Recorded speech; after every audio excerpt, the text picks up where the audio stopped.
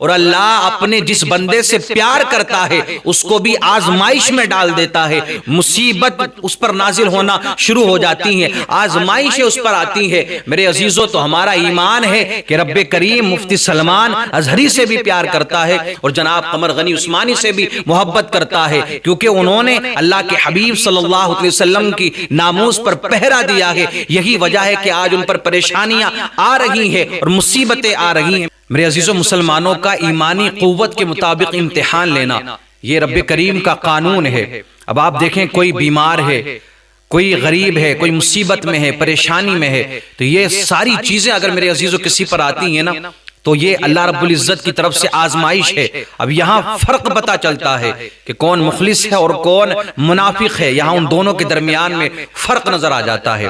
اور میرے عزیزو، ترمذی شریف کی حدیث پاک ہے کہ حضرت سعد رضی اللہ تعالیٰ عنہ آقا کریم صلی اللہ علیہ وسلم سے عرض کرتے ہیں، یا رسول اللہ صلی اللہ تعالیٰ علیہ وسلم، سب سے زیادہ سخت آزمائش کس پر آتی ہے؟ یا رسول اللہ، سب سے زیادہ سخت مصیبت میں کون مبتلا ہوتا ہے؟ یا رسول اللہ، سب سے زیادہ پریشانی کس پر آتی ہے؟ تو میرے آقا کریم صلی اللہ علیہ وسلم نے ارشاد فرمایا کہ اے سعد، سب سے زیادہ سخت آزمائش انبیاء کرام علیہم الصلاۃ والتسلیم پر آتی ہے۔ پھر حضرت سعد نے سوال کیا، یا رسول اللہ علیہ الصلاۃ والتسلیم، ان کے بعد کس پر؟ تو میرے آقا نے ارشاد فرمایا پھر درجہ بدرجہ جو اللہ کے مقرب بندے ہیں ان پر آزمائشیں آتی ہیں، ان کو تمام مصیبتوں کا سامنا کرنا پڑتا ہے، ان کو پریشانیوں کا سامنا کرنا پڑتا ہے۔ آقا نے ارشاد فرمایا میرے عزیزو، آدمی پر پریشانی اس کے دین کے حساب سے آتی ہے۔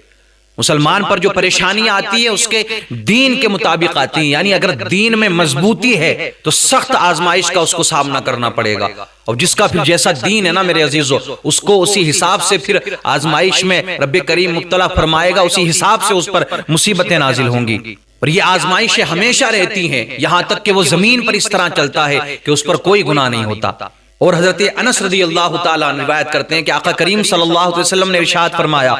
کہ بڑا ثواب بڑی مصیبت کے ساتھ میں ہے۔ اگر کوئی چاہتا ہے نا اس کو بڑا ثواب ملے تو یہ تو نہیں ہے نا کہ بس گھر میں لیٹے لیٹے یا کچھ نہ کریں تو ثواب مل جائے۔ جتنی بڑی مصیبت آئے اور اس پر پھر بندہ صبر کر جائے تو اللہ اس پر اتنا ہی بڑا ثواب عطا فرماتا ہے۔ میرا رب کریم اللہ رب العزت جس قوم سے محبت کرتا ہے، جس قوم سے پیار کرتا ہے نا، اس کو آزمائش میں ڈال دیتا ہے، اور جس قوم پر آزمائشیں ڈالی جاتی ہیں اگر وہ قوم اس پر راضی ہے، صبر کر رہی ہے، اپنی زبان سے کوئی ایسا جملہ نہ نکال رہی ہے کہ جو ناشکری کا جملہ ہو، تو اللہ پھر اس سے راضی ہو جاتا ہے، اور جو اس پر صبر نہیں کرتے ہیں تو وہ اللہ کی ناراضگی کا سبب بنتا ہے۔ اب آؤ میرے عزیزو، دور حاضر کے حساب سے، حالات حاضرہ کے حساب سے اگر دیکھا جائے تو اس وقت جو مسلم معاشرہ ہے، جو مسلمان قوم ہے، سب سے زیادہ پریشانی میں مبتلا ہے، چاہے وہ ہندوستان کے اندر ہو یا فلسطین کا معاملہ ہو یا جہاں بھی دیکھا جائے، ہر جگہ مسلمانوں کو ٹارچر کیا جا رہا ہے اور ہر جگہ مسلمانوں پر ظلم و ستم کے پہاڑ ڈھائے جا رہے ہیں، ہر جگہ مسلمان آزمائش میں ہے، اور یہ آزمائشیں، یہ مصیبتیں میرے عزیزو بڑھتی چلی جا رہی ہیں۔ تو میرے عزیزو، ان مصیبتوں پر کہیں ایسا نہ ہو کہ تم ناشکرے بن جاؤ، اپنی زبان سے کوئی غلط جملے نکال دو، ایسا نہ ہو کہ تمہاری زبان سے کوئی ایسا جملہ نکل جائے کہ جس سے تم ایمان سے خارج ہو جاؤ، ایمان سے تم باہر ہو جاؤ، کہ ناراضگی کا وہ سبب بن جائے۔ نانا میرے عزیزو، بلکہ یہ سوچ لینا کہ ہاں اگر ہم پر مصیبت آ رہی ہے تو یہ اللہ کی مرضی ہے، یہ اللہ کی طرف سے آزمائش ہے۔ میرے عزیزو، آؤ ذرا قرآن مقدس کو اٹھا کر کے دیکھو اور اللہ کے رسول صلی اللہ تعالیٰ علیہ وسلم کی میرے عزیزو مکی زندگی کو پڑھو، آپ کے اصحاب کی زندگی کو پڑھو، انہوں نے کتنی پریشانیاں اٹھائیں، لیکن میرے عزیزو انہوں نے صبر کیا۔ ہم پر جو پریشانیاں آ رہی ہیں تو اس کے مقابلے میں کوئی پریشانی نہیں ہے۔ صحابہ نے بھی سوال کیا تھا، یا رسول اللہ یہ پریشانیاں کیوں آتی ہیں؟ تو آیت نازل ہوئی، احسب الناس ان یترکوا ان یقولوا آمنا وهم لا یفتنون، کیا لوگوں نے یہ سوچ لیا ہے، کیا لوگوں نے یہ سمجھ رکھا ہے کہ وہ ایمان والے ہیں تو بس انہیں چھوڑ دیا جائے گا، انہیں آزمائش میں نہیں ڈالا جائے گا، ان پر مصیبتیں نہیں آئیں گی؟ نانا میرے عزیز، ایسا نہیں ہے۔ میں نے بتا دیا، حدیث سے ثابت ہو گیا کہ جو جتنا بڑا ایمان والا ہے، جو جتنا مضبوط ایمان والا ہے، اس سے اتنے ہی بڑے امتحانات لیے جائیں گے۔ اب آپ دیکھیں مفتی سلمان ازہری، تحفظ ناموس رسالت کی بات کرنے والے، اور مذہب کی خاطر کوئی ایسا نہیں کہ کوئی ان کا ذاتی معاملہ تھا، کوئی ذاتی انہوں نے کوئی ایسا جرم کر دیا کہ جس کی وجہ سے ان کو پریشانی آ رہی ہے، مصیبت آ رہی ہے یا جیل میں ڈالے جا رہے ہیں۔ نہ وہ امت کو جگانے کا کام کرنے والا شخص، قوم کے اندر بیداری کرنے والا وہ فرد